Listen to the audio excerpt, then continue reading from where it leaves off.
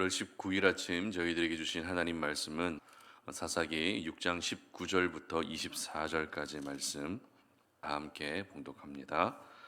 기드온이 가서 염소 새끼 하나를 준비하고 가루 한 에바로 무교병을 만들고 고기를 한 소쿠리에 담고 국을 양푼에 담아 상수리 나무 아래 그에게로 가져다가 드리매 하나님의 사자가 그에게 이르되 고기와 무교병을 가져다가 이 바위 위에 놓고 국을 부으라 하니 기드온이 그대로 하니라. 여호와의 사자가 손에 잡은 지팡이 끝을 내밀어 고기와 무교병에 대니 불이 바위 위에서 나와 고기와 무교병을 살랐고 여호와의 사자는 떠나서 보이지 아니한지라. 기드온이 그가 여호와의 사자인 줄을 알고 이르되 슬프도소이다 주 여호와여 내가 여호와의 사자를 대면하여 보았나이다 하니 여호와께서 그에게 이르시되 너는 안심하라 두려워하지 말라 죽지 아니하리라 하시니라. 기드온이 여호와를 위하여 거기서 제단을 쌓고 그것을 여호와 살롬이라 하였더라. 그것이 오늘까지 아비에셀 사람에게 속한 오브라에 있더라. 아멘. 하나님은 평강이시다라는 제목으로 오늘 아침 말씀 전합니다. 여러분 재난 문자 받아 보셨죠? 재난 문자 요즘 굉장히 많이 오는데요. 재난 문자는 재난에 대해서 미리 예보하고 경보함으로써 재난 피해를 최소한 방지하고 대비하기 위한 목적으로 이 재난 문자가 발송이 됩니다. 재난 문자에 해당되는 상황이 어떤 상황이 있을까요? 자연재해부터 시작해서 천재지변 또 화재 이런 여러 가지 상황들이 이 재난 문자 발송에 포함되는 상황입니다. 그리고 최근에는 미국의 인공위성 잔해가 한반도 인근에 떨어질 수 있다라고 하는 그런 재난 문자도 발송된 적이 있습니다. 한 연구 결과에 의하면 재난 문자 한 건을 발송하게 되면 자연재해 피해 복구비가 무려 1억 원이나 감소된다고 할 만큼 이 재난 문자의 효과는 분명히 있는 것 같습니다. 그래서 정부 차원에서는 조금이라도 그 피해를 줄이기 위해서 그 여러 가지 피해를 대비하기 위해서 미리 재난 문자를 발송하는 것이죠. 하지만 반대로 생각해 보게 되면 우리 삶에는 이 재난과 같은 상황이 수시로 일어나고 있다라고 하는 그런 상황으로 우리는 또 받아들일 수 있을 것 같습니다. 최근 들어서 재난 문자가 더 많이 발송되고 있기 때문에 그런데요. 어제도 재난 문자가 오더라고요. 그래서 우리의 삶은 재난이 끊이지 않는 그런 삶이라고 해도 틀리지 않을 것 같습니다.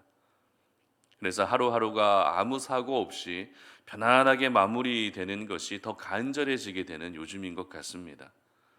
저희들은 계속해서 이스라엘의 5번째 사사인 기드온에 대한 말씀을 묵상하게 되는데요. 기드온은 여호와의 사자를 처음 만난 그 순간 굉장히 연약한 모습을 보여주었던 인물입니다. 그 연약한 모습이란 너를 통해 이스라엘을 구원하겠다라고 하는 하나님의 말씀을 들었음에도 불구하고 어떻게 합니까? 그 말씀을 믿지 못하는 연약함이었습니다. 그래서 기드온은 하나님께 표징을 보여달라고 하죠. 증거를 보여달라는 것입니다. 그리고 예물을 가지고 주님 앞에 드리기까지 나를 떠나지 마시고 이곳에서 기다려달라고 그렇게 부탁을 합니다. 그러면 여러분에게 질문합니다. 기드온에게 나타나셔서 말씀하신 분이 하나님이십니까? 하나님이 아니십니까? 기드온에게 나타나서 내가 너를 이스라엘을 구원할 큰 용사로 세웠다라고 말씀하시는 그 분이 하나님입니까? 하나님이 아닙니까? 하나님이 맞다라는 것입니다. 여호와의 사자라고 기록되어 있지만 하나님은 천사를 통해서 하나님이 하시고자 하시는 뜻을 기드온에게 나타내 보이셨던 것입니다.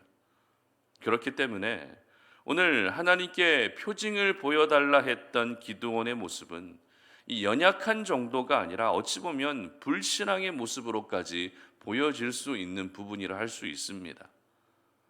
아무튼 기드온은 표징을 보여달라고 부탁을 했고요.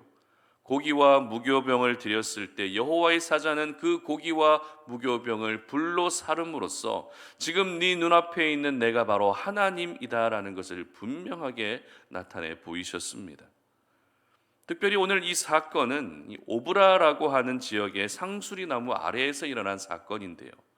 사실 기드온의 입장에서는 여호와의 사자를 만난 곳이 너무나도 부끄러운 현장이 될 수밖에 없었습니다. 쉽게 생각하면 하나님을 만난 장소는 은혜의 장소이고 감사의 장소이고 영광의 장소이지만 기드온은 하나님을 만난 그 장소가 은혜의 장소라 말할 수 없었습니다. 영광의 장소라고 말할 수 없었습니다. 왜냐하면 하나님을 만난 그 과정에서 기드온은 있는 연약함뿐만 아니라 없는 연약함까지 모든 연약함을 그대로 보여주고 있었기 때문에 그렇습니다. 여호와의 사자를 만났지만 여호와의 사자를 믿지 못했던 연약함, 하나님의 말씀을 들었지만 그 말씀조차도 받아들이지 않았던 연약함, 굉장히 부끄러운 모습들만으로 가득한 상수리 나무였습니다. 그리고 22절 말씀을 한번 보시기 바랍니다. 기드온이 그가 여호와의 사자인 줄을 알고 이르되 슬프도소이다 주 여호와여 내가 여호와의 사자를 대면하여 보았나이다 하니. 자, 하나님의 사자를 만났지만 어떻게 합니까? 죽게 될 것을 두려워하며 슬퍼하고 있는 연약함까지 보이고 있는 것이 바로 기드온이라는 것입니다. 그렇기 때문에 기드온은 이 상수리 나무가 지우고 싶은 현장이었습니다. 오브라에 있는 이 상수리 나무는 부끄러워서 고개를 들 수 없는 그런 현장이 되고 있었던 것입니다. 하지만 그런 가운데에서도 오늘 본문의 마지막 절을 저희들은 주목할 필요가 있는데요. 24절 말씀을 한번 보도록 합니다. 기드온이 여호와를 위하여 거기서 제단을 쌓고 그것을 여호와 샬롬이라 하였더라. 그것이 오늘까지 아비에셀 사람에게 속한 오브라에 있더라. 아멘. 오브라의 상수리 나무는 분명 기드온에게 부끄러운 현장이었습니다. 하지만 그곳에서 무엇을 했다고요? 바로 제단을 쌓았다는 것입니다. 제단을 쌓았다는 것은 어떤 의미입니까? 하나님을 예배했다는 의미입니다. 그렇습니다. 하나님의 사람들은 삶 속에서 자신의 연약함 때문에 부끄러움을 당하는 순간이 있을 수 있습니다. 자신의 연약함을 숨기고 싶은 일이 분명히 있다라는 것입니다. 하지만 자신의 연약함이 있는 그곳에서 하나님을 높여드리고 하나님을 예배하는 것이 바로 저와 여러분이 살아야 할 삶이라는 것을 오늘 이 아침에 여러분 모두 기억하시기를 바랍니다. 인간적으로는 내 연약함을 숨기고 싶습니다. 그러나 하나님의 사람들은 자신의 연약함마저도 하나님을 예배하는 통로로 사용할 수 있어야 하는 것입니다. 이렇게 기드온은 자신의 연약함과 그리고 부끄러움이 곳곳에 묻어있는 오브라의 상수리 나무 아래에서 제단을 쌓습니다. 그리고 굉장히 놀라운 고백을 올려드립니다. 그 고백이란 바로 여호와 샬롬이라는 고백이었습니다. 여호와 샬롬, 어떤 뜻이죠? 하나님은 평강이십니다. 하나님은 평강이십니다라고 하는 고백입니다. 그렇다면 이 여호와 샬롬이라고 한 이 고백이 지금 기드온에게 어떤 의미를 주고 있는 것일까요? 바로 하나님으로 말미암아 내가 평안해졌다는 것입니다. 하나님으로 인해 내 안에 평강이 넘쳐나게 되었다는 것입니다. 이 말을 바꾸어 표현하면 제단을 쌓기 전에 기드온에게는 평강이 있었다 없었다? 없었다라는 것을 우리는 알 수 있는 것이죠. 이미 살펴본 것처럼 제단을 쌓기 전에 기드온의 모습은 연약함밖에 없었습니다. 그리고 자신의 눈앞에 있는 분이 하나님의 사자임을 알게 되자 하나님을 내가 대면하여 보았다라고 나는 죽은 목숨이라고 슬퍼했던 사람이 바로 기드온이었습니다. 이런 기드온에게 평강은 찾아볼 수 없었습니다.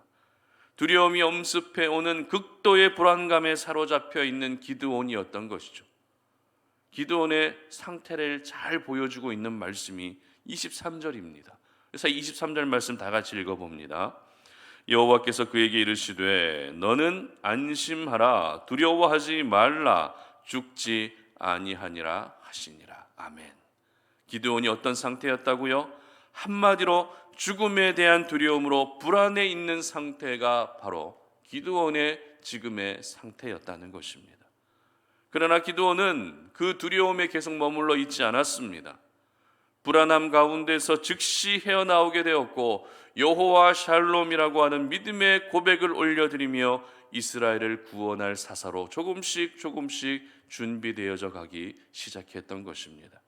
그렇다면 이것을 가능케 했던 것이 무엇일까요?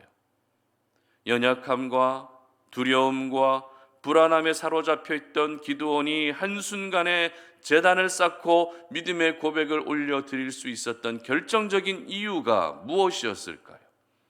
그것은 바로 평강의 하나님이 기드온에게 평강을 전해 주셨기 때문에 그렇습니다. 안심하라, 두려워하지 말라, 네가 죽지 아니하리라.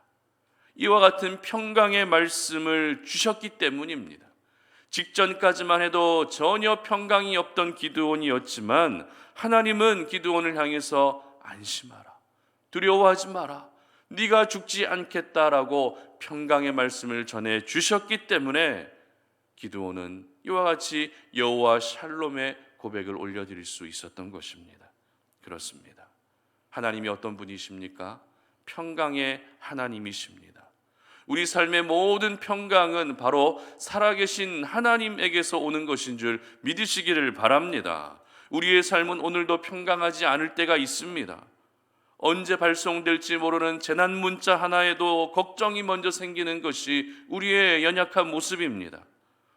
오늘도 내 삶이 아무 사고 없이 평강하고 내 마음과 그리고 내 가정도 역시 평강하기를 원하지만 우리 스스로는 그 평강을 결코 이루어낼 수 없다는 것이죠. 그래서 두려워하기도 합니다. 때로는 불안해하기도 하고 걱정도 하게 되는 것이 우리들의 모습입니다. 하지만 내 힘으로 이룰 수 없는 평강이라 할지라도 나의 아버지가 되시는 하나님은 얼마든지 그 평강을 이루어 주시는 것입니다. 그렇기 때문에 하나님이 허락해 주시는 그 평강을 원하신다면, 하나님이 허락해 주시는 그 평강을 누리고 경험하기를 원하신다면 그 평강의 하나님을 온전히 바라보고 그 하나님을 전적으로 신뢰할 수 있어야 하는 것입니다. 하나님의 평강으로 내 삶과 내 마음과 그리고 모든 생각들이 평강하기를 원한다면 나의 연약함에 머물러 있는 것이 아니라 그 연약함마저도 사용하시는 하나님을 바라볼 수 있어야 하는 것입니다. 그래야만 오늘 기드온이 고백했던 여호와 샬롬의 고백이 나의 고백이 될 수 있는 것입니다. 여호와 샬롬의 은혜가 내 삶 가운데 임하는 역사들을 보게 되는 것입니다. 그러므로 우리 사랑하는 모든 성도님들은 내 삶의 평강, 내 생각의 평강, 내 심령의 평강, 내 마음의 평안까지 모든 평강이 바로 하나님에게서 온다는 사실을 오늘 이 아침에 믿으시기를 바랍니다. 그래서 그 평강의 하나님만을 의지하셔서 하나님으로 말미암는 평강의 은혜가 넘쳐나시는 그런 귀한 하루가 되시기를 주님의 이름으로 축복합니다. 함께 기도하겠습니다. 살아계신 하나님 아버지 감사합니다. 오늘 이 아침에 우리가 주의 말씀 앞에서 우리 자신의 모습을 돌아보며 그 말씀으로 오늘 이 하루를 시작합니다. 하나님은 평강의 하나님이심을 우리가 이 시간에 믿습니다. 평강의 하나님이시기 때문에 하나님이 우리에게 그 평강을 전해 주실 때 우리에게 진정한 평강이 생긴다는 사실을 깨닫습니다. 우리의 삶은 평강이 없는 하루하루의 삶이 많이 있지만 그러나 우리에게 찾아오셔서 안심하라고 두려워하지 말라고 네가 죽지 아니할 것이다 라고 말씀하시는 하나님의 평강의 말씀을 듣고 경험할 수 있는 저희들 되게 하여 주시옵소서. 우리에게 말씀하여 주시옵소서. 우리에게 평강을 전해 주시옵소서. 그래서 평강의 하나님의 은혜로 말미암아 우리 모든 성도님들의 삶이 그 평강의 은혜로 넘쳐날 수 있는 귀한 하루가 되게 하여 주시옵소서. 감사드리며 예수님의 이름으로 기도드립니다. 아멘.